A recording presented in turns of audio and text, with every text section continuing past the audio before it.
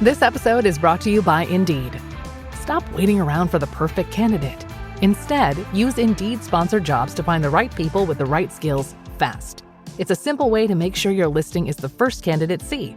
According to Indeed data, sponsored jobs have 4 times more applicants than non-sponsored jobs. So go build your dream team today with Indeed.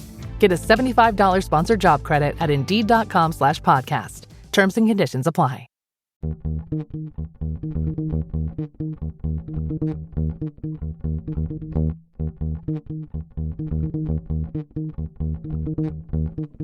Hello, my name is Damon Friedman, co-founder and president of SOF Missions. As a 20-year veteran within Special Operations, I've gone through many challenges due to my military service and time in combat. We felt called to start SOF Missions to serve our fellow brothers and sisters in arms, focusing on suicide prevention and resiliency. Our mission at SOF Missions is to empower warriors to find purpose and be resilient. Since 2011, when we started the organization, almost 3 million men and women have deployed to Iraq and Afghanistan. Unfortunately, the scars of war take a toll on their psychological, physical, social, and spiritual health. Many veterans feel a sense of hopelessness and a loss of purpose when they return to civilian life. They feel isolated and alone, unable to reconnect. And in the greatest of tragedies, over 20 veterans lose all hope and take their own lives. Our goal at SOF Missions is to provide veterans the tools and resources so that they don't become a statistic. We offer a unique approach to combating veteran suicide through a whole health, intradisciplinary model. The Be Resilient program is a 4-pillar methodology that addresses the areas of psychological, physical, social, and spiritual wellness. We provide care through 3 delivery methods: medical clinics, retreats, and educational training. Since we started back in 2011, we have been able to reach veterans in all 50 states and have served over 3,000 veterans through the Be Resilient program. Being resilient is a multifaceted and complex issue. We know that to find a lasting solution, we have to address the whole warrior. Many challenges cannot be solved by providing the treatments and modalities of just one component, but by tackling them all. Now, we've expanded our services to include law enforcement and first responders. Together, we can make a lasting impact in the lives of warriors across the nation. To learn more, visit our website at sofmissions.org. Proceed to your post assignment. All units proceed to your post assignment.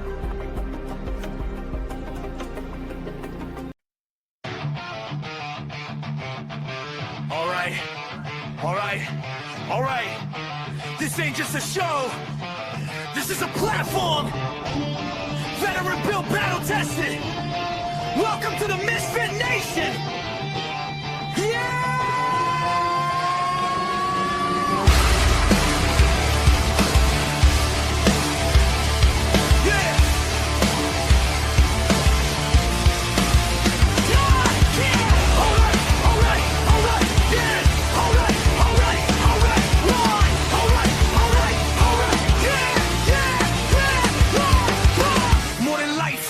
In a room, built from boots on the ground, now we breaking the rules. 2 vets, 1 leader, painting the sound, turn scars into sermons, let them echo around. Artists with truth, musicians with fire, actors backstage chasing something higher. Entrepreneurs bleeding just to get ahead. If you fought for your dream, yeah, you are what you said. If they told you no, if you still came back, if you fell to your knees but you stayed on track, this is your voice, this is your flame. Say it loud, remember the name. No salvation, just elevation. We rise again. To the fight, from the fight to the end. We are the Misfit Nation. No damn labels, no damn cages. If you're still breathing, you belong. Turn it up. This is our song. Yeah. This is our song. Yeah. Veterans standing with ghosts in the chest. First responders running in while the world second guess. Gold star names carved deep in the soul. Your story ain't over, we carry the whole. Coaches teaching mindset, breaking the chains, turning Billy alive into owning the pain.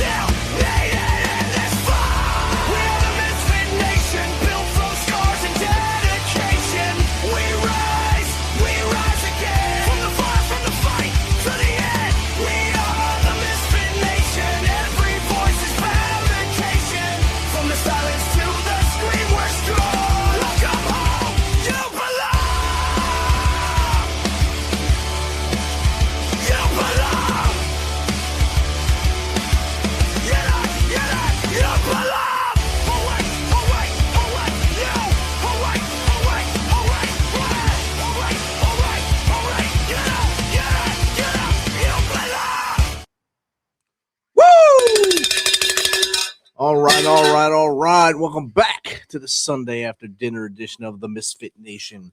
We know you have plenty of other places you could be, but tonight you're hanging out with us here on the Misfit Nation and collecting your frequent flyer miles. So thanks for being here. Thanks for turning down your TV, and thanks for being part of the Misfit Nation. I know you had a lot of things going on this past week. You had the Olympics. You had the Super Bowl of NASCAR today as Tyler Reddick wins the first race of the year for 2311 Racing, and Michael Jordan gets his first Daytona 500 championship trophy in his garage. So great race there. In the road running world, the Barclays Marathon kicked off yesterday. 40 racers started the race, and as has happened 26 other times since this race's inception, 0 finishers. There's still two runners on the course, but no one has made it through 3 loops, so 60-plus miles of running, and no one has finished a marathon. But to those who tried, good on you, and there's always next year when Laz smokes the cigarette again. Tonight, we have a great guest coming on. He's been through it all. He's been through the ringer. But the Misfit Nation's welcoming Daniel Gray, author of The Men from the Medium. He wrote his memoir entirely by hand while incarcerated, confronting his past and committing to rebuild his future. His story is one of accountability, grace, and faith, and the hard work required to truly change. So without further ado, let's welcome Daniel Gray to the Misfit Nation. Welcome, Daniel. Hey, thank you very much for having me on. It's great to have you here, and hope the music got you pumped up a little bit. That's our new opener. It gets everyone a little riled up. Did somebody record that for you guys, or? We did it through Suno. We wrote the lyrics and had Suno do it for us, so it came out pretty well. Yeah, it's pretty awesome. Yeah, thank you. So, Daniel, I just gave basically the elevator pitch speech about you about there, 30 seconds on you. If you don't mind, give us a little more about you from as far back as you want to go to how we got to where we are today. So I can start at the very beginning. Originally, I was born in Blackpool, England. My dad is from Texas. My mom is from England. She was raised in South Africa and Australia. They actually met in Germany. I have 2 brothers. I had a sister who passed away. She was born special needs, and that's the reason we moved to America. So when I was 7, I moved from Birmingham, England, to Irving, Texas. And, we came here looking for better healthcare and so forth. And I fell in love with America, and I have like my whole dad's side of the family. They're all like very, very Texan. And my parents, they separated when I was about 12 or 13. I stayed with my dad. He was a software contractor. So we moved every year. And so we went from like Irving to Dallas, from Dallas to Galveston, from Galveston to Atlanta, Georgia to Jacksonville. And at some point I ended up just staying in Jacksonville. And so when I was 18, I went back to England. I did 2 years worth of education. I came back and I started working in the bars. And I was a bouncer and then I was a bartender. About 25 years old, I met my ex-wife and I got involved in martial arts. So I became a professional fighter at age 30. I moved to Taiwan. I lived in Taiwan for 3 years. I fought and trained. I was never a good fighter. I lost 3 fights in a row as a pro fighter. And I came back to America and I was about 30, probably 34, 35 years old. I was living in Jacksonville Beach and I took a job in Atlanta, Georgia. And that was right around the time when Donald Trump first came around. So to preface all this, I am one of the January 6th defendants. And I guess that's going to come out in the story later, but it's important to tell that now. And so I moved to Atlanta, Georgia. I take on a job and I get involved in drugs and alcohol really badly. It strained my marriage to the point that my marriage actually ended up ending. It was a very, very tough ending for my marriage. And so I ended up, I loaded up my car and I moved to Las Vegas. And I just decided I was just going to go live in Las Vegas, and I worked for a nightclub, and I got really big into cocaine and alcohol when I was in Vegas, and it got bad. I mean, it got really, really bad. I was dealing with some unresolved emotional issues and so forth. And I ended up having a fentanyl overdose when I was in Las Vegas, and I woke up in the back of the ambulance. I bit through my tongue and I chipped my front tooth in half. And, that was kind of a turning moment for me. I thought it was, I committed to sort of changing my life. I got a job selling timeshare. I tried to get myself sober, and then COVID happened. And so, all of a sudden I'm living in Las Vegas and the entire city just shuts down. Like, I remember walking down the strip in Las Vegas and seeing all the signs shut down. And I ended up moving in with my dad in Austin, Texas, and I got kicked out. I'm drinking too much. So I ended up back in Atlanta, Georgia again. And I'm sleeping on the floor of a friend's house, right? And I'm this is when I get really big into, I've always been a conspiracy minded person, but I get really big into conspiracy. So I start doom scrolling, and, all the Epstein stuff that you're seeing now was coming out back then, sort of on the alternative media. And it was just at the same time as that 2020 election comes around. So I'm living in this house, and, all these mail-in ballots show up. I'm getting really, really radicalized by reading on social media. And, the election happens, right? And, there was a lot of very strange things that went on with that. That is what it is. But I got involved in it. I got very, very deep into it. And so when the president said, hey, we're all coming up for January 6th, yeah, I went. I bought a ticket. I went by myself, and I went up to the protest. And I guess I can kind of unpack that story now. So I go to the protest, and, I watched Trump speak. It was a freezing cold day. My feet were soaked. I had Converse on. And I remember thinking, man, the president's talking a lot. Kind of like an underwhelming speech. I guess I had in my mind that he was going to bring Joe Biden out in chains or something like that, but that just wasn't the case. And then he tells everybody, I'm standing in this crowd, and he said, hey, everybody walk down the lawn of Pennsylvania Avenue, and we're going to go to the Capitol and let your voices be heard. And so I walked down Pennsylvania Avenue, or actually down the lawn, forgive me. I looked at Pennsylvania Avenue, and it was like seeing a carnival or something. It was all these, people. It was just a sea of people, like 2 million people. And I get to the front door of the Capitol. I get to the front of the Capitol, and it's quiet as a mouse, and you can hear a pin drop. We're all waiting to hear what happens inside. And like simultaneously, like 5 or 6 people with bullhorns, they all shout out, Pence betrayed us, Pence betrayed us. And the crowd, it just pops, and I tell people all the time, I've worked in like concerts and events for years. I've seen like 80,000 person concerts. I've never seen a crowd move like that. It was like the ocean, And so I get separated from the group that I'm with. And I go to walk up to the front of the protest where the protest line is and the police are, and there's a bit of conflict going on there. So I go to take a photo. I go to take my phone out. I go to take a photo. One of the officers snatches my phone out of my hand, and I get pepper sprayed in the eyes. And that was kind of the excuse that I needed to get involved. Looking back on it, I went there with a lot of volatility. I had no idea what I was getting myself into, but I don't think I went with the right intentions. And when that happened, I dove in, I put my back to the police. I got pushed through the crowd. I end up at the front door of the Capitol building. Eventually I get hit with tear gas. I mean, the whole thing's going crazy. And I'm at the very front door of the Capitol building. And this video is actually, it's pretty well circulated now, but there's 3 officers. They turn around, they walk us in the building, and they walk us in the door. And, my assumption was at the time I was being let in, but that's not an excuse for my behavior that day. I definitely behaved the way I shouldn't have. So I go inside the Capitol.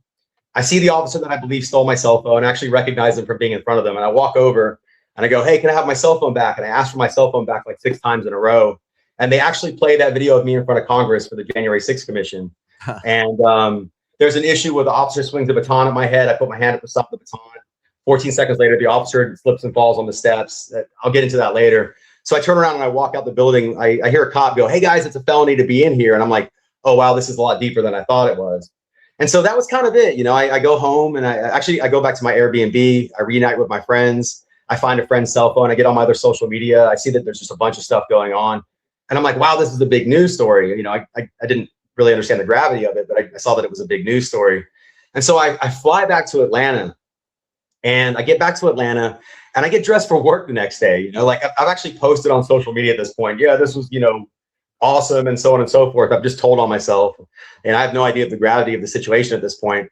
But I get back to Atlanta, and I go walk into my job. And as I walk into my job, everybody just they won't make eye contact with me. And I'm like, oh man, I'm probably in a certain amount of trouble here. And so I think to myself, I'm like, I should probably go on the run. And I know it's not funny, but that was the mindset I was in. And so I load my car up and I drive to Jacksonville, Florida. And I'm staying with a girl I knew at the time until that doesn't work out. I move into a job site. So I'm sleeping on the floor of a job site, and I'm making some money. So I get back on my feet. I'm not having to pay rent. A friend lets me move in. So I'm like, all right, cool. April passes, it gets to May. I kind of think, I'm not really somebody who watches a whole lot of media, believe it or not. So I kind of think the whole thing's sort of blowing over. And so I'm like, all right, let me go get a job. I get a job. I get my paperwork on, and I drive to the beach one day, and I'm driving to the beach, and all of a sudden, like, the car behind me is getting pulled over. And then that car moves out the way, and then I realize I'm the one getting pulled over. And so, I go to stop my vehicle, and then it's like, driver, step out the vehicle with your hands up. And I was like, what in the heck is going on? So I pop my clutch. I had a stick shift, and I stick my hands out the vehicle, and I open my door, and I walk backwards toward the sound of their voice. I lay on the ground, and I get handcuffed, and they pick me up, and I see all these FBI agents, and I'm like, oh, I knew exactly what it was at that point. So That began a 3-year ordeal with the DOJ. And, I was homeless at the time. I didn't have a place to live. I couldn't go back to my friend's house. I had a parole officer who was gracious enough not to make sure that he let me be free during my indictment. But, during that indictment, I had to get work. I had to get a place to live. I had to work on getting sober. I mean, it was a really, really tough period in my life. And so about a year into that, I ended up meeting this girl. And believe it or not, she was like a very, very liberal girl that I met. And covered in tattoos, like LGBTQ plus community type stuff, like really into that whole world. And we were bartending together, and we ended up going on a date. And I told her, I'm like, hey, I'm one of the January 6th defendants. And she like lurches at me, and she's like, I was screaming at you on the TV that day. But for some reason, we hit it off, and she moved me into her house. And so, while I was under indictment as a January 6th defendant, I was living with a very left-leaning woman, and she ended up standing by my side the whole time. I guess I can go back, and I was facing 37.5 years. I had some of the most serious charges of any January 6th defendant. I had the 1512 obstruction charge, which is the one that went in front of the Supreme Court. And then I had an officer assault charge, and I had multiple charges underneath of that as well. And, it was one of the biggest news stories in Jacksonville. I was in all the major headlines and everything else. And I did everything I could when I was under indictment to sort of stay out of the media, because I understood how detrimental it was for me. I mean, anytime my case took a turn or we filed any type of motion, I'd end up back in the news again. And so a lot of it came down to the officer assault charge. What the DOJ did was they strung together the picture of me with my hand up blocking the baton, and the officer's eventual slip and fall down the stairs. And they put those two together, and they tried to put an officer assault charge on me, which was like a 20-year charge, with body harm enhancement. And I was just adamant. I was like, this was not intentional, and I'm not the procuring cause of the fall. You can say that I was part of the crowd and so forth. And so that was the main reason. I mean, I would have pled guilty, honestly. I was, basically one step away from being homeless the whole time. I mean, honestly, prison didn't sound like a bad idea, but we fought the case. I had a good public defender, and it went on and on. I mean, this case went on and on. And eventually I was on Twitter one day, and I found a bunch of videos. Like, whenever another defendant would go to trial, their videos would become public. That was the only way we could get video access, because everything was held behind a protective order. And so I go on Twitter and I find a video, and it's a bird's eye view of the officer assault, because they only gave me 5 body-worn cameras, so it was very hard to piece it together. And I found a video that showed the officer standing about 6 seconds later, and I presented that to the prosecution. We got them to rewrite the statement of offense like 4 times. I had a very diligent public defender who got somebody else into the case, and they did a 36-picture mock-up of everything to show that, like, hey, Daniel was involved in this, but he couldn't be the procuring cause of this fall. And so that's what my whole case was about. And we ended up settling on a wording issue. It was like we changed like 5 words in the statement of offense, but it gave us all this leeway now. I could go into my sentencing. I could argue about the severity of the charge itself, not to get too technical. But I signed a plea agreement for 6 years. It was 4.5 years with the right to enhance it to 6 years. And, we were asking for a downward departure, but we had no idea which way it was going to go. And so, I had the support of my ex-girlfriend now, had the support of a lot of people. I had like 36 character letters and everything. And we presented all this to the judge. And I was facing a very, very left-leaning judge. It's the Honorable Judge Amy Berman Jackson. I mean, she's kind of synonymous with Trump. Like, if Trump does something, she kind of rules against it a lot. And so I just didn't think I had a chance, But we did this, and we go into sentencing. It's a long, drawn-out process. It's like a 2-hour process. And eventually the judge calls me up in front of her. And, it's go time. I'm about to see what I'm getting. And she just starts berating me. And I'm like, oh my God, I'm like sweating, and I'm so nervous. And like, I'm just making eye contact and nodding. And she takes me through the whole process. And eventually she like starts actually giving me a lot of praise. And she's like, what I had done was I'd done a sentencing memorandum where I confessed to like my drug and alcohol problems, my background, the fact that I didn't want to be involved in all this. I made a really strong case for leniency. And, she went for it. And so she ended up sentencing me to 30 months. And I had one of the most successful January 6 cases out of anybody who had the severity of my charges. She saw my side of the story, and she had a lot of mercy on me. And so before I went to prison, I was back on social media now, just kind of telling everybody I was okay because I could finally talk again. And all my friends were like, dude, you need to write a book. I'm like, I don't know how to write a book. I've never written a book in my life, And so eventually I self-surrender. I drive myself to prison, and I go to prison. And about 2 months, maybe 3-4 months in, I sit down and I start writing the book, and I find the beginning, and I just start writing and writing. And eventually the timeline of the writing, it catches up to the time that I'm in prison. So now I'm writing about current events as they happen. Like, imagine the assassination attempt on Trump. I heard that on my radio, and I go out to the pavilion and I see the video and I come back and maybe 4 hours later, I'm writing the story down about it. And the whole thing builds up and it builds up and it builds up until the point, of the election, what happened in prison that night. I threw a big pizza party and I invited everybody. And, the election happens, then we have to wait to the inauguration. And then I call that the longest, the most depressing 6 weeks of my life, where I'm just kind of sitting around waiting. And, there's some dispute about who's getting pardoned. Are we getting pardoned? Are we not? I only have CNN and Fox News to watch, so it's really, really hard to get good information in there. Yeah. And the day of the inauguration, it's me and a buddy. We're sitting in the pavilion, and I'm watching Trump in the arena. And he comes out and he goes, to my January 6th hostages, you guys are going home tonight.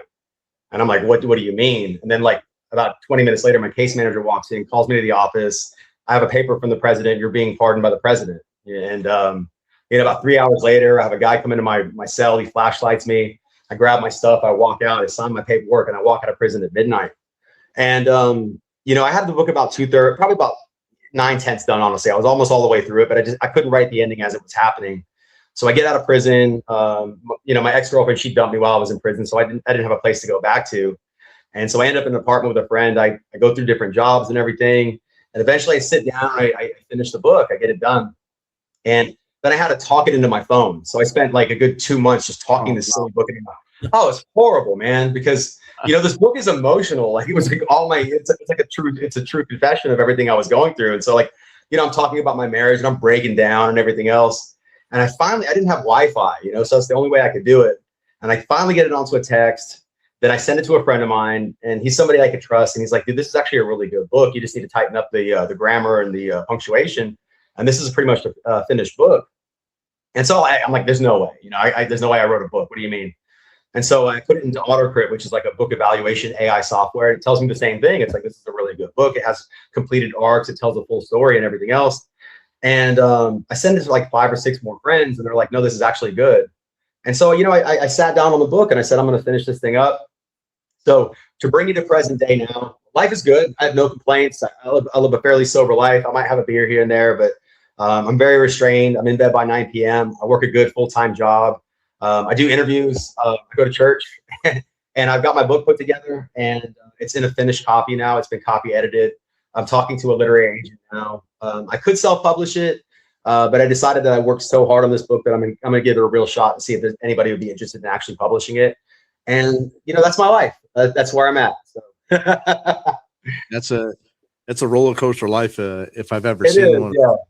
I mean, your travels alone are amazing. How your mom and dad met, how you guys wound up in America to begin with, and then becoming big Texas people, of course. And then now you're in Texas, Florida, East Coaster, Vegas trips, falling into the traps of Vegas, really, with the cocaine and all that stuff out there. And it'll happen to anyone that goes out there. It's traps, and you're going to fall into it unless you have a sturdy background or someone next to you punching you in the head saying don't do it. It's going to happen. So you're not alone there, but you are alone in the fact that you made it out of it, and you're on the other side now. I mean, the January 6th stuff happened, and like you said, it was all perception based on those camera angles, and anyone could have been put in that same situation, but you just happen to be the face of the crime and the face of the time. And there's so many other of your January 6th people that never even had due process. They were just sent away without any process and not even a chance to talk to anybody. But you actually had a trial, got sent to, you got incarcerated. I'm not sure what prison did you go to? I was in Jessup FSL. And so to piggyback on what you're saying, there are a lot of harder stories of January 6th defendants than mine. I'm friends with a lot of those guys. And there are a lot of defendants who really had tough times. They spent a lot of time in solitary, 4 years without a trial, while incarcerated. A few of the defendants never even made it to trial before they were pardoned, and they spent their entire time in prison. I mean, that could be an indictment of the federal justice system itself, or what they did with the January 6 cases. But I don't look at the January 6 case that I had as being one of the worst. I mean, I think honestly, if you compare it to a lot of other stories, I really got off light. I got a decent enough sentence. I was able to spend my time out in public. I was sent to a low security facility. I was able to walk around. I was in a dorm. The food wasn't even that bad there. I hate to say I don't have a whole lot of complaints about it, but it's just I know what the other stories are like. There were 4 other defendants that actually committed suicide while they were under indictment. It was very tough. It wasn't just it wasn't just being under indictment. It was you had the full weight and pressure of the media on you. And then you remember the entire election, the 2024 election, kind of came down to January 6th. And it was I think Kamala Harris did her last speech at the Ellipse, and it was just a lot of talk about us. And so that was incredibly difficult to deal with. Being indicted by itself is enough to crush somebody, but you couple that with like the vitriol from the media and the amount of people that would turn their back on you that you personally and everything else. And I'm not here to tell a sob story. I mean, like I'm actually very grateful that I went through all that because it brought me to a different place in my life. But yeah, it was very, very challenging. I think as I've titled the show Redemption, Grace, and Rebuilding After Prison, I think you're already in the grace period, giving yourself grace. You were convicted in the eyes of the public opinion just by the video. It didn't matter what the court said. You were already convicted, and that's always going to be there. And as well as everyone else, you can't erase that. All you can do now is make things better going forward. And I think that's what you're doing now. And you've accepted everything you've done. You've taken responsibility. A lot of people don't take that responsibility. They'll say, oh, this is what happened. They're just trying to get me. You took responsibility, saying own your actions, own what you do, own what you do, and put it in your toolbox and say, don't do this again. And drive forward. And I think that's what you've done right here. Yeah, I appreciate you saying that. It's if I kind of came to a conclusion that like I could spend the rest of my life angry, right? And I have a million people that I could be aggrieved with. I could start with media and politicians, and I could work it all the way down to people that I know in my personal life. And I could spend the rest of my life trying to settle scores, but that is an exhausting way to live your life, and nothing good ever comes from that, And so I looked at everything, and I looked at all the mistakes that I've made prior to January 6th. I looked at January 6th, and I just have to say, you should never put yourself in conflict with the police. That's a horrible idea, and that's what happened with me. And, I could talk all day long about is this fair? Is this unfair? But ultimately my actions got me into that. I could have chose a different pathway. For a long time, I thought I was justified. I was like, the police stole my cell phone. That gave me the right to do things. But, one minor escalation doesn't equal another escalation. And people don't understand one small action can take over the rest of your entire life. And sometimes the consequences don't equal the actions. I did this and all of a sudden this bigger thing happened to me. Well, that's sometimes the nature of consequences. And, so I wrestled with it for years and years and years where and then you have to remember too, that while I was under indictment, there were a lot of supporters. They were very much like, you should fight this. You should go into court and tell the judge to screw off and all this stuff. And, that's a great way to get a 10-year sentence. Yeah. Easy. Yeah. And so I kind of looked at the whole thing, and especially when I got to my plea, I was like, if I'm going to sign a plea agreement and I'm going to admit guilt to something, I'm going to be honest about it. I'm going to take responsibility, not just for that, but for everything else that I was going through prior to that, because I needed a reset. My life had spiraled out of control.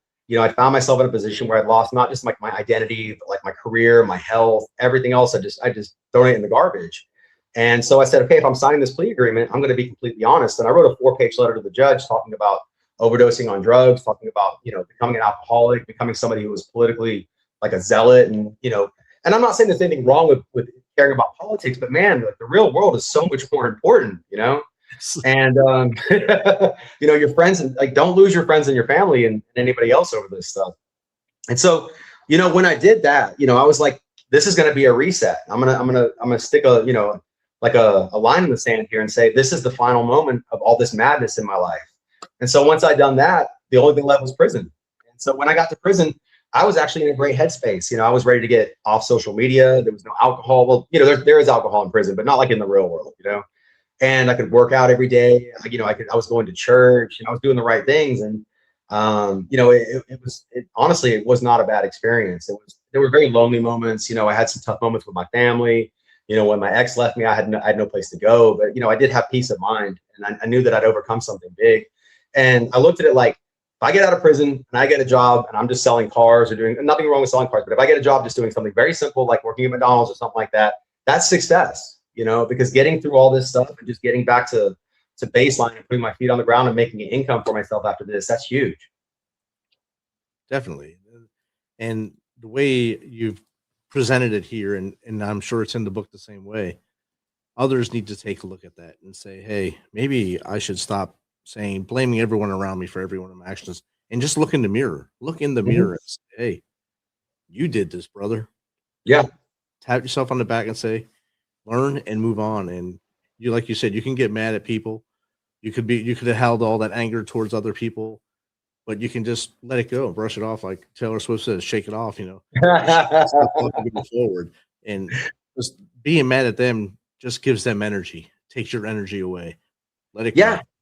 And that was another thing too, is, you said that I had a pivotal moment where there was somebody I was very upset with that had really gone on social media and really posted a bunch of stuff. It was somebody I'd worked with for years and years. And so it was hurtful. And when I got out, I sent them a message, hey, I'm out, yada, yada, yada. And I was going back and forth with them. And then what I realized was they were getting more energy out of this than I was. The fact that I was upset with them was giving them all this validation, because I'd gone through this major struggle and, I'd been in the news and the media. And so they could go tell their friends, hey, look, I've got this January 6th guy so upset. And I was like, I'm not winning this. What I'm doing here is I'm going back and forth with somebody who's gaining more out of this than I am. And I was like, the best success here for me is to step away from it completely and to do what the Bible teaches you, and to forgive everybody and to love your enemy and say, you know what, I have something much bigger in front of me than this, and if I spend the rest of my time fighting with you, I'm going to be exhausted. And then I'm not benefiting anything at all for it. I'm just tearing my own character down. And so, it was hard, but I prayed and I said, God, help me forgive the people that I'm upset with, because I can't be upset the rest of my life anymore. And I have conversations with people all the time now. I don't tell people randomly, hey, I'm a January 6th guy. I do have some anonymity in my city still, but I'm happy to talk to people on the left. I'm happy to talk to them. And, I've sat in front of conversations. I have a job where I'm customer facing. And so I've sat in front of people and I've heard them talk about January 6th. I'm just sitting there like, they don't know I was part of that. But, I just have to accept that that's a part of my life. And, there's no point in getting angry or upset with people about it, because that's how they see the world, and that's fine, Definitely. It's something you can't erase. Jake, one of my Tuesday crew guys, he said liberal judges and prosecutors were extra hard on January 6ers. In his opinion, it was vengeance against anything associated with Trump. Hats off to you for holding yourself accountable. Yeah. Well, the thing about the January 6th cases is, they were every single trial was held in DC. And so, they controlled the courtyard that way. Like I actually said, if my case was held in Florida, I might've actually gone to trial with it. But, initially that was my goal. I'm going to trial with this, but, we did a waiting strategy because I wanted to see what the comparable other cases would do. And it was brutal, man. It was like, juries would go in, they would deliberate for 30 minutes. They would come out and convict you on every single count. Yeah. And then the judge would give the absolute maximum. And some of that, some of that had to do with the way things went in court. People were being upset. They were saying things they probably shouldn't say in court, and they were getting the maximum. And then you walk out of court and the media would be there waiting to see you crying, and it was just a horrible, horrible thing to go through. I mean, honestly, federal prosecution in general is a very, very difficult thing to go through, but that was a part of it. There was a retribution angle to it, and the same charge that I had, the 1512 obstruction charge, was the same charge they levied against Donald Trump. And so what you saw in DC was the play against Donald Trump was they had a conspiracy. They had a 1512 conspiracy charge. And the way that works is, if somebody tells somebody, hey, you should go rob a bank, and that person robs the bank, you're now guilty of conspiracy to rob a bank. And that conspiracy charge carries the same sentence as the charge itself. And so the goal was to put Donald Trump on trial in DC and say, we got 300 guys that were convicted or pled guilty to the 1512 obstruction charge. You told them to go there, so you're now guilty of conspiracy to commit obstruction. And that would have held up in DC. It might not have held up in front of the Supreme Court, but that would have held up in DC. It would have been more of painstaking a money grab, so much money into legal fees, and just drain him personally as a human. Yeah, and that's the thing about lawfare. The process can easily be the punishment. If you get yourself in a situation where you have a prosecutor that decides they have it out for you, they'll stack charges. And that was my case. And I was guilty, I was guilty of a lot of stupidity, so I had these 9 charges, but the 2 charges on top were kind of like inflated charges. One of them got overturned by the Supreme Court, so you can be guilty of a few things, right? but they can build it up with an obstruction or a conspiracy charge on top of that. And they can take a 5-year case and turn it into a 15, 20, or a 30-year case. And that's what you saw in a lot of the January 6th cases. You have what would be like a misdemeanor assault or a parading and picketing or something like that. But you couple that with an obstruction charge, and all of a sudden now you have somebody who could do, 10 or 15 years. And they were getting convictions, they were getting convictions and they were getting long sentences. And it was crushing families, crushing whole lifestyles. Mm-hmm. Question from the audience now, and I think this is something we kind of hit on a little bit already. At Man, you oughta. What was the moment you realized you needed to take full accountability for your actions? Thank you, Man, you oughta. That's a good question. Thank you very much for asking it. So I had a lot of conflict and turmoil in me, and I was very, very angry and upset. And I do have to give grace to somebody, and that's the woman I talk about, who's my ex-girlfriend. She's somebody I'm still friends with, but like, I was living with a very left-leaning person. And so on the one side, I have my family, right? And my family's like, Daniel, you got to go into court and you got to fight this thing and you got to, go to the bitter end with it. And then she's going, I don't think you're going to beat this case. And I want to see you get out of prison, and, she would just kind of impart that in me, like, hey, I don't think this is something you can win. And so I'm living with this person. She's the only person I'm confiding in. I'm like having breakdowns in front of her and everything else. And after about like 2 years of that, kind of being in that situation, I honestly didn't care anymore. I didn't have a lot of fight left in me. And I kind of looked at my life as being a bit of a wreckage, and I wanted to have something I could build from out of that. And so, there was a point where I was like, you know what? I got myself into this. And it wasn't just the January 6th thing. It was everything prior to that too. It was the way I lived my life prior to that. It was just a lot of very foolish decisions that really could have taken my life. I mean, I'd overdosed on drugs a year before I even went to the Capitol. And now I have a federal indictment with 37.5 years. Like, who's to blame for that? Like, I can point fingers all day long and, I can lean into politics all day long and say this is unfair, but ultimately I got myself into it. And so, I think a little bit of it was my living situation, and a lot of it was just the exhaustion of being under the indictment. And at some point going, you know what, I do think my life is a bit of a disaster. I think that realization really helped you out. I think you already had kind of the realization when you had the overdose and you kind of took yourself out of that situation, but then you wound up in DC because of the momentum of everyone going up there and seeing all the charge and radical, the news telling you this and friends telling you things, and getting into that crowd and freezing in there with your Chuck Taylors on and knowing that big DT's up there speaking to you. And I can just see him up there giving the speech. I didn't see the speech that day. I was at work. I just saw the aftermath basically. And I was like, oh, what just happened? And it's very important. That is crazy. Yeah. And it's very important that I can't blame anybody but myself. I don't think Donald Trump gave a speech telling me to do anything at all. I wasn't incited by Donald Trump. I didn't think his speech gave me any extra special permission. I went to the protest, they stole my phone, and that was the catalyst for me to get involved, And I just need to say that. It was my responsibility. These are my actions. And you've said that multiple times, and I think that's the problem with the left in this situation. They wanted it to be his fault. Everything had to be his fault. But as the truth is coming out, and the truth is really hurting them really badly, that they have to admit their wrongdoings now, and they won't, but they have to before they go see their maker. And they're going to have to before they meet their maker, and that's the time for them and their maker to either shun them or send them wherever. But that's up to them. That's between them and their maker. You've made peace with God, and you've gone forward, and you're doing the right things and getting your story out there, and the whole story, not just the January 6th stuff, the before January 6th stuff. The stuff you learned about yourself after while sitting in jail. I mean, you were able to have a pizza party in jail. So that's it was, it's jail, but you had the pizza party. Not sure how good the pizza was, but it was pizza. Prison pizza's not bad, man. It's, I honestly I've had worse pizza in the real world. They make it out of like tortilla shells and like barbecue sauce. It's not bad. See, you make sunshine out of it. It's good. We got another question here. This is from Zane and Mary 2. How did writing by hand impact your reflection and transformation process? I love that question. Thank you for asking it. It was awesome. I mean, I'd go on like 5 and 6 hour writing sprees, and in prison you have nothing but time. So it's just you in a bunk, or you can go walk around the track or go work out. And so, I'd sit down and I'd write and I'd write and I'd write. And I remember I wrote about half the book before I ever went back and read any of it. And, so one day I picked it up. I have terrible handwriting, by the way. And I picked this book up and I'm like, let me read what I've written. Let me see how bad it is. And I'm reading it. I'm like, that's actually not bad. That's good writing. But what shocked me was the way that I was writing about the situations I went through. First off, I was writing with accountability about, yeah, that was a bad decision. That was a bad decision. And then I was giving myself a lot of grace too, where I was, kind of giving myself closure in situations and saying, this is going to be me allowing myself to walk away from this, or this is going to be me allowing myself to do this, that, and the other.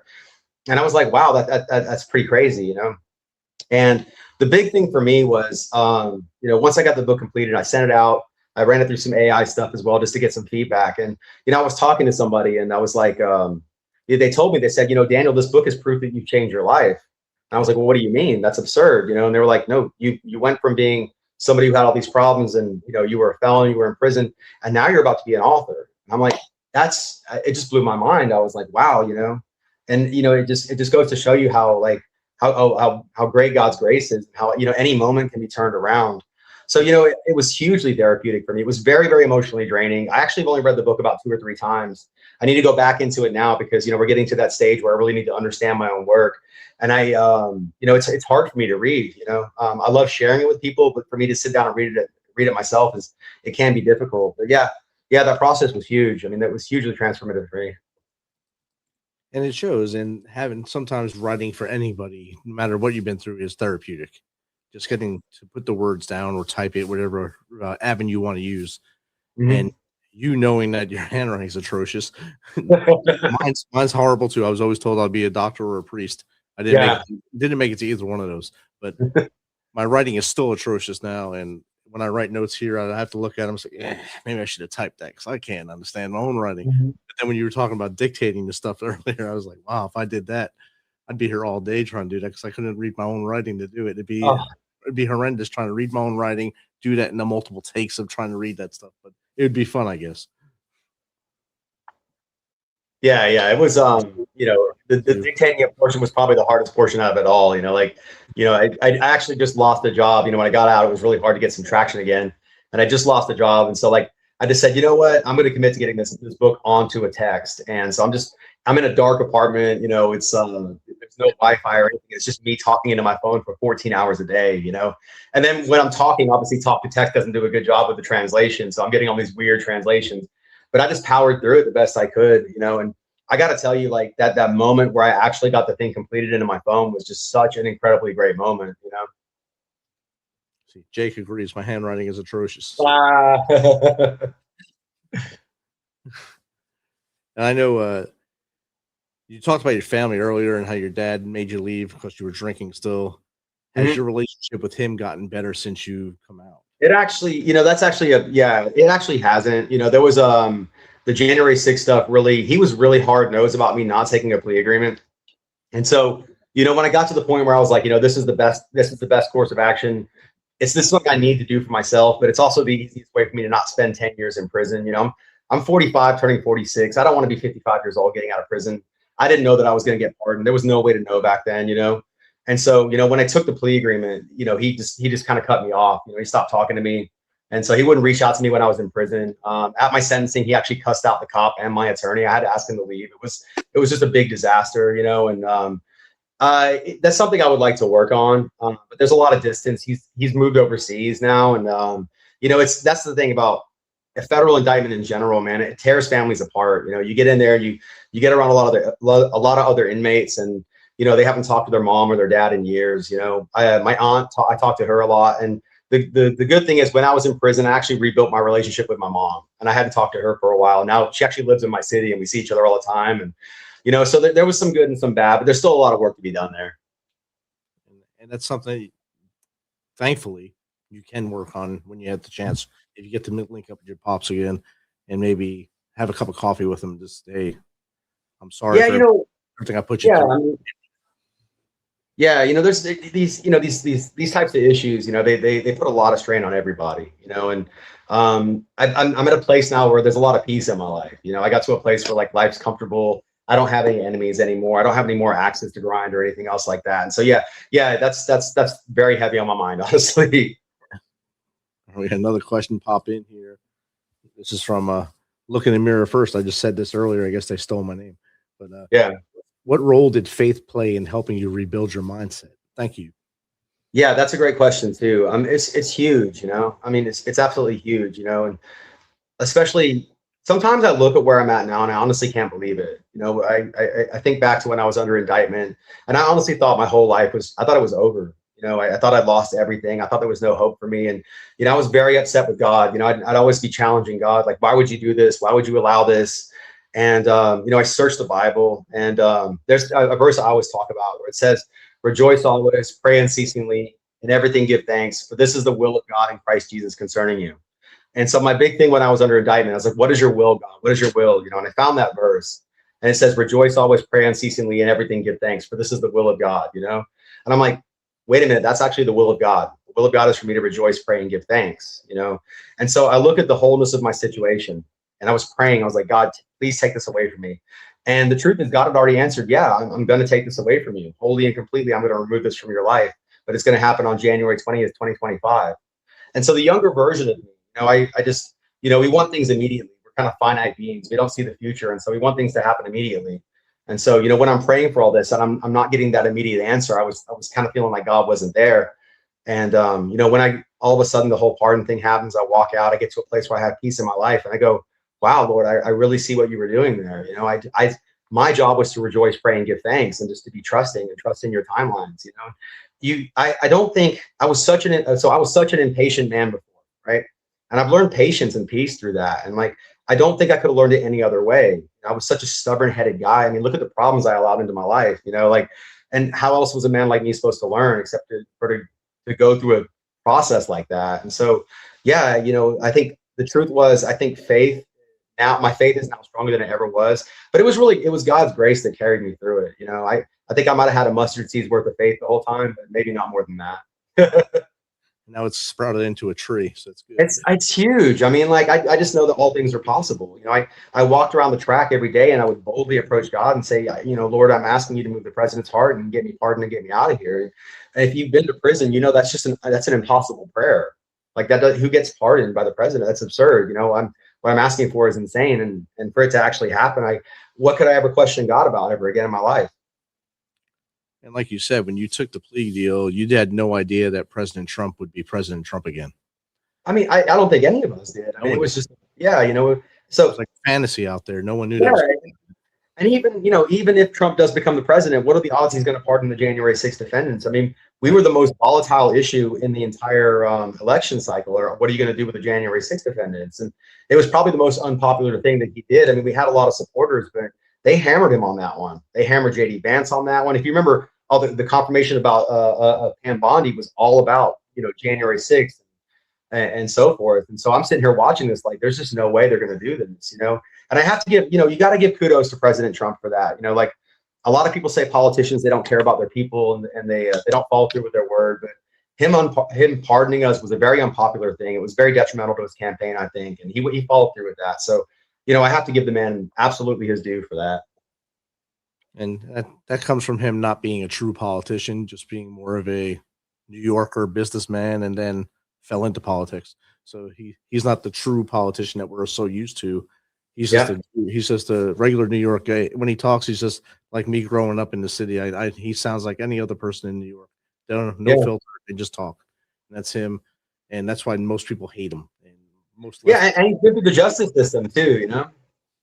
So it's real hard. And for you guys to have that and have him take care of you at the end there, that's amazing. And yeah. I mean, I be able to start over.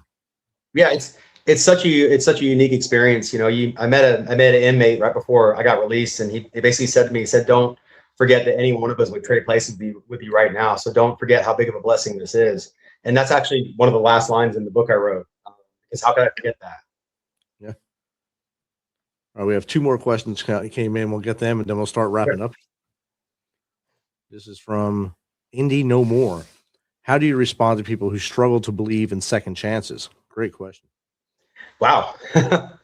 I mean, I guess I can kind of say it like this. The biggest thing about second chance is it begins with like this fatigue, right? This is my experience that I'm speaking of. Is like I got to a place in my life where I was just completely exhausted with everything I was doing.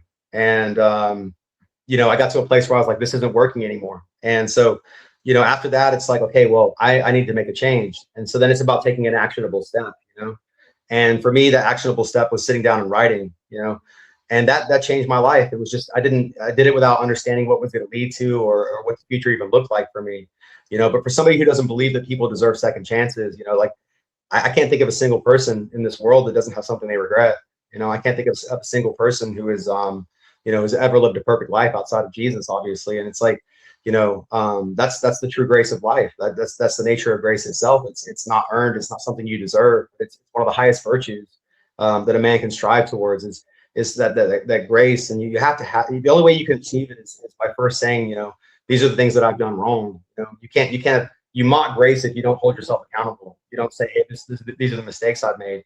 But it's available to any person, and any person can change their life at any minute, no matter where they are. They can commit to a different mindset, a different pathway, stay consistent. And over time, you'll just see things change. Like I said, I couldn't have imagined myself being on a podcast with you, talking about these things even 2 years ago. That's an absurd thought. Right. But I always knew that it was available. I always knew that something, at some point, something could change. And it has. And like I've said, I think a few times here, I think you're in the right glide path now. You're in the right mindset, and you're in a great place. Just keep pushing forward. Yeah, I am. And go. And last question from the gallery here. This comes in from Twitch. So Helio Gnome, what practical steps can someone take today if they want to rebuild their life from the ground up? Yeah. So the most important thing, like I said, it's first off committing to the idea that what I'm doing isn't working. That's the fatigue portion where you say, you know what, I've exhausted myself pursuing the same things, my same habits, my same decision making has led me to this place. And that's why you hear me talk about accountability a lot, because the accountability portion is saying, what role do I have in all of this? And extreme accountability is the biggest thing. Take accountability for anything you could possibly think of. Make any problem yours. And at that point, then becomes committing to a different direction. And like I said, it could be something so incredibly small. Like for me, it was sitting down and writing with a piece of paper. And just staying consistent. You stay consistent and you stay consistent. And the most important thing is you do it without expectation of a result. I don't know what this is going to lead to. If it's going to the gym, if it's staying sober for another day, if it's pursuing another career path, if it's a healthy relationship, I'm just going to commit to doing this because I know this is the right thing, and I'm going to do it tomorrow, the next day, and the next day, and the next day. Like I had no idea I was going to finish a book. I just kept writing and writing, and you can apply that to anything and anybody, and you stay consistent with it. And at some point, you'll look back and go, wow, I'm a completely different person than I was, and that's it. It just is that simple. It takes a mindset change and an actionable step in an opposite direction and consistency in that direction. And you will find something completely different for yourself. Definitely. And I wanted to share it as my screen here so people can see your book here. Like you were talking about the notes you were taking. Here's the note paper. He's writing on note paper, like through a loose leaf paper. Yeah. And his handwriting's a little better than mine, I believe. No. And then here, is this the cover you're staying with for the Men from the Medium? Yeah. So that's actually the tattoo I have on my forearm. I got it when I was in prison. And they had these geese that would fly in and out. And so I had this idea of getting a goose with a ball and chain tattooed on my forearm because I kind of had this thing in my head where I was like, if the geese don't know they're coming to prison, why should I know that I'm in prison? Nice. And I know. And it just kind of became the cover, Actually, hold on one second. That happened. I have the book sitting right here. I still have it, like it's my baby, like it just happens to be sitting right there. I was doing some work with it, but at some point I'll probably, it just sits in a folder getting old. So I'll probably put it in a Ziploc bag at some point, but that's it. That was it. That's it right there. It's just a bunch of pages and a bunch of ink, and that's it. But it's been transformative for me. That's awesome. I like the cover. It's a very good cover that'll draw people in. And hopefully once your literary agent picks it up and they get someone to bite off, a publisher, it'll go great places. Yeah. Well, Daniel, I told you in the green room, there's only 3 questions I ask. I've already asked the first one a long time ago. If someone else wants to chat with you like we have tonight, what's the best way to get in contact with you? So I do have a website. It's Daniel Paul Gray, Gray, danielpaulgray.com. I haven't done much with it yet. I just got it so I could have it, but it does link to my Facebook page. My Facebook page is Daniel Gray, Gray, author. And you're welcome to friend request me. You're welcome to follow me. You're welcome to message me. I'm very interactive. I'm happy to meet people. I'm happy to talk to people. So, if you want to reach out to me through Facebook, I'm on there 2-3 times a day at least. So, and I'm happy to talk to anybody about anything they want to talk to. So yeah, please do. I'd be excited to meet some of you guys. Awesome. The website is going across the bottom of the screen. It's been in a chat a few times. Like you said, you go on his Facebook, message him there, and he'll get right back in contact with you. Jake said, thank you for sharing your story.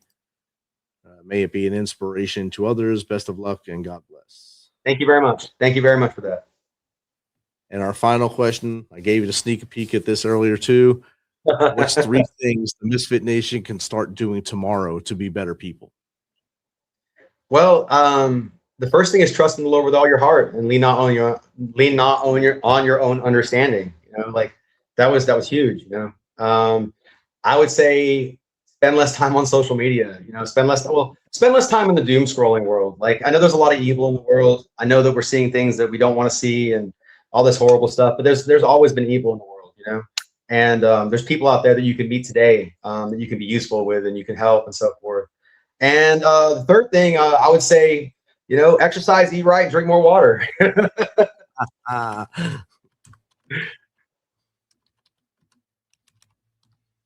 That's awesome. That's a good last one. A good way to wrap it up there. Daniel, it's been great chatting with you tonight. Thank you for sharing your story. It's a very inspirational story, like Jake said. It inspires people to know that you can go on that roller coaster, you can hit that wall with a roller coaster, and you can stand up and you can start running forward again and have a great life. No matter what the world is putting your way, the Lord has a path for you. Thank you very much for having me on. I really appreciate it. Misfit Nation, make sure you reach out to Daniel Gray and look for his book, The Men from the Medium, when it comes out. I know it's going to be coming out here hopefully within the next year or so, depending on publishing guidelines and such like that. I know they take a little while. But in the meantime, remember, a day tomorrow with you is 100% better than one without you. Do not make a permanent decision to a temporary problem. I know I sound very weird saying it's a temporary problem to you because it hurts you inside, but it's temporary. Pain goes away. Remember Patrick Swayze in Roadhouse, pain don't hurt. Remember that. Drive forward, just like we've been talking about all day today. Dial 988. If you don't want to do that, go in your wallet, take out that 1-inch piece of paper. Look at those 3 names. Call those 3 people. They want to hear from you today, tomorrow, and the next day. If that doesn't work, reach out to us here at the Misfit Nation. We will take care of you. We will listen to you, and we will be there for you in your time of need until we can get someone close to you that can actually help you and take you to the right place and keep you with us. Until next time, be humble, stay hungry, and keep hustling.